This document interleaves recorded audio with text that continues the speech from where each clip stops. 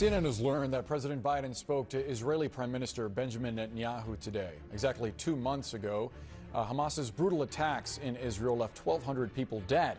Israeli defense forces say that they've breached several Hamas, quote, defense lines, including in the southern Gaza city of Khan Yunis. A staffer from a local hospital says the wounded are now overwhelming that facility, which is already critically short on medication, space, and supplies. The Hamas-run Palestinian Health Ministry says more than 17,000 people have been killed in Gaza, another 46,000 wounded since October 7th. We want to bring in Avi Hyman now. He's a spokesperson for the Israeli government. Avi, thank you so much for being with us this afternoon. I want to start with the call between the two leaders today. U.S. officials have repeatedly called for Israel to do more to protect civilians in Gaza, also to allow more aid into the enclave. Do you know if that was part of the conversation between the president and prime minister? Boris, thank you very much for having me on, and a happy Hanukkah to everyone celebrating. That call, I'm sure they discussed the ongoing movement in the war. I'm sure that they discussed the situation in Gaza vis-a-vis the humanitarian crisis that Hamas has brought upon their people by invading Israel's borders on October 7th. Raping, burning whole families alive, dismembering limbs of children and leaving them to bleed. We know who Hamas are, but we're doing our utmost to go after Hamas, to free Gaza from Hamas while minimizing civilian casualties. And I believe that we stand shoulder to shoulder with the American administration on that, and we thank them for their continued support. Avi, I want to get your read on reports that the IDF shelled Ramesh, a town in southern Lebanon, with phosphorus. CNN obtained this video showing columns of white smoke above the outskirts of that town. It's very close to the border with Israel.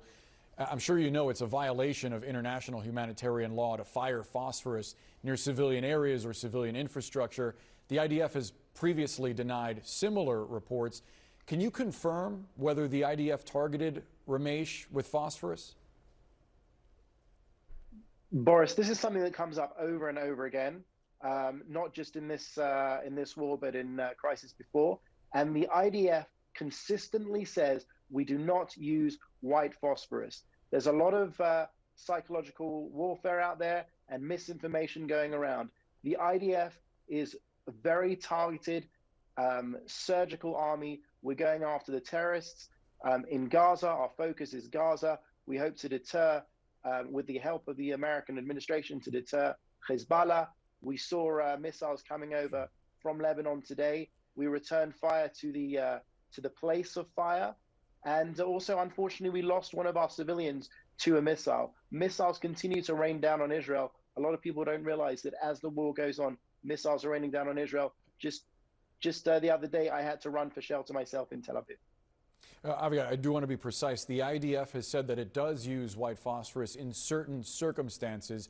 I'm wondering whether you can confirm or not that white phosphorus was used in that most recent attack on that town near the border with Lebanon. I can tell you categorically from the beginning of the war that the IDF has said that they have not used and will not use white phosphorus. I can't speak to ongoing operational activities. I am not a spokesman for the IDF. Sure. We are hearing claims inside Gaza that there was a mosque, the Othman bin Kushkar Mosque, that was destroyed. Also that a hospital, the Al-Yemeni Said Hospital, was damaged by shelling.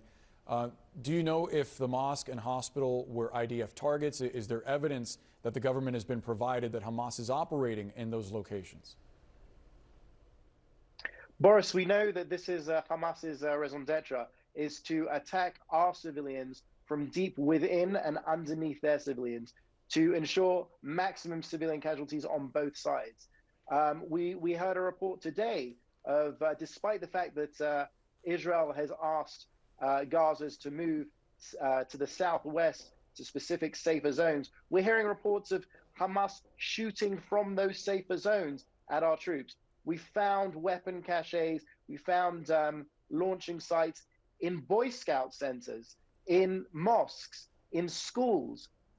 So it doesn't, it's not a shock to me that Hamas would be shooting from those types of places, which should be off limits according to international law. But international humanitarian law is not front and center for Hamas, a brutal terror organization that is still, I'll remind your viewers, is still holding 137 Israeli men, women, children, even a baby hostage, deep, dark, in underground tunnels deep underneath Gaza, as Avi, human shields themselves. A quick final question on those hostages. There was recently recorded, leaked audio from a contentious meeting between people that had been held hostage and Prime Minister Netanyahu. One of them claimed that hostages were shelled by the IDF during their time in Gaza. Are you concerned that IDF operations may be putting hostages in Gaza at risk? Firstly, especially on a day like today, on Hanukkah, on the first night of Hanukkah, I reach out and hug every one of those families. We as Israelis stand together with those families, and we have two missions in this war. One is to destroy Hamas, and the other is to bring home every one of those hostages. We know that, obviously, like all Israelis, there are different opinions on everything. But one thing that we're united on is that those hostages need to be released immediately, unconditionally. It is a crime against humanity, and we call on Hamas to release them today so they can celebrate Hanukkah with their families. Avi Hyman, thank you so much for sharing your perspective with us. We hope you have a happy and safe Hanukkah. Thank you, Boris.